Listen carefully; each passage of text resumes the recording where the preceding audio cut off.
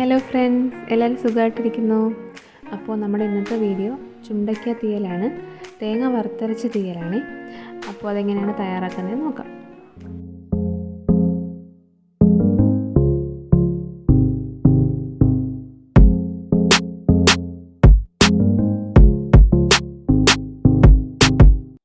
ആദ്യം തന്നെ ഈ ചുണ്ടയ്ക്ക എല്ലാം ഒന്ന് ചതച്ചെടുക്കണം.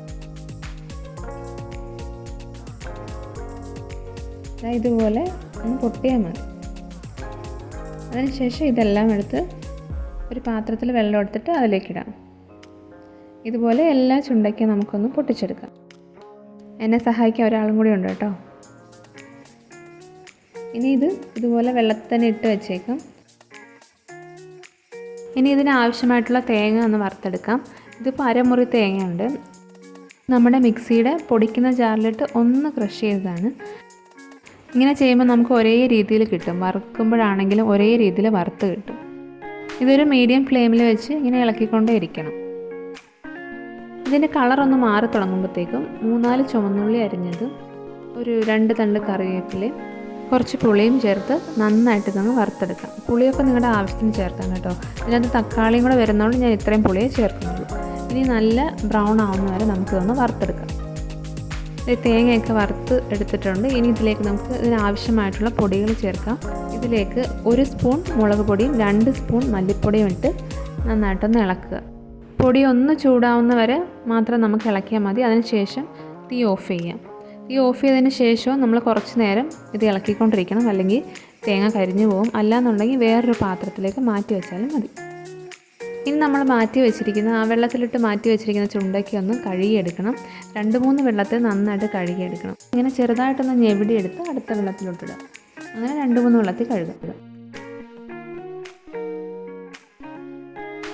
നമുക്ക് തീയൽ തയ്യാറാക്കാം. അതിന് വേണ്ടിയിട്ടൊരു മൺചട്ടി വെച്ചിട്ടുണ്ട്. അതിലേക്ക് ചൂടാകുമ്പോഴത്തേക്കും കുറച്ച് വെളിച്ചെണ്ണ ഒഴിച്ചു. അതിനുശേഷം കടുക് ഇട്ടു. അത് പൊട്ടി തുടങ്ങുമ്പോഴത്തേക്കും വറ്റൽമുളകും കറിവേപ്പിലയും ഇട്ടൊന്ന് ഇളക്കിയെടുക്കാം. അതിനുശേഷം ഒരു 10-15 ചുവന്നുള്ളി അരിഞ്ഞത് അതിലേക്ക് ഇട്ട് കൊടുക്കാം.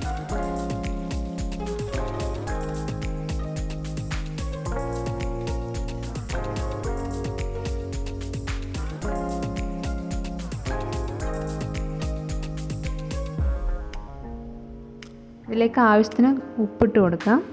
എന്നിട്ട് നന്നായിട്ട് ഇതൊന്ന് വഴറ്റിയെടുക്കാം. ഒന്ന് വഴണ്ടി വന്നിട്ടുണ്ട്. ഇതിന് ശേഷം ഇതിലേക്ക് ഒരു പച്ചമുളക്, ഒരു തക്കാളി, പിന്നെ നമ്മൾ കഴുകി മാറ്റി വെച്ചിരിക്കുന്ന ചുണ്ടയ്ക്കയും ഇട്ട് കൊടുത്ത് നന്നായിട്ട് വഴറ്റിയെടുക്കാം.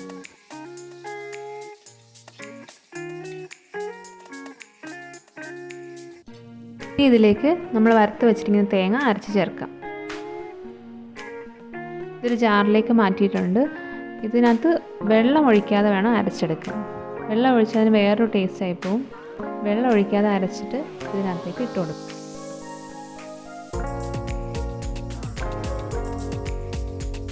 ഇനി ആ ജാറ് കഴുകിയ വെള്ളം കൂടി ഇതിലേക്ക് ഒഴിച്ചു കൊടുത്തിട്ടുണ്ട്. ഇതൊന്ന് ഇളക്കിയെടുത്ത ശേഷം നമുക്ക് ആവശ്യത്തിനുള്ള വെള്ളം ഒഴിച്ചു കൊടുക്കാം.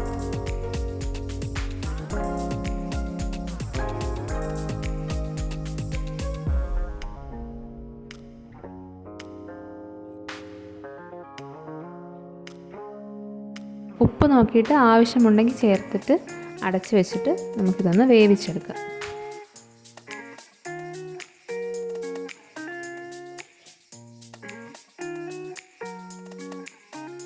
എണ്ണയൊക്കെ തെളിഞ്ഞ് ചാറൊക്കെ കുറുകി തീരെ റെഡി ആയിട്ട് കിട്ടിയിട്ടുണ്ട്. അപ്പോൾ ഇത്രയേ ഉള്ളൂ നമ്മുടെ ഇന്നത്തെ റെസിപ്പി. അപ്പോൾ എല്ലാവരും ഒന്ന് ട്രൈ ചെയ്തിട്ട് കമൻറ്റ് ചെയ്യണം. അപ്പോൾ നമുക്കിനി അടുത്ത വീഡിയോയിലൂടെ കാണാം. ബൈ.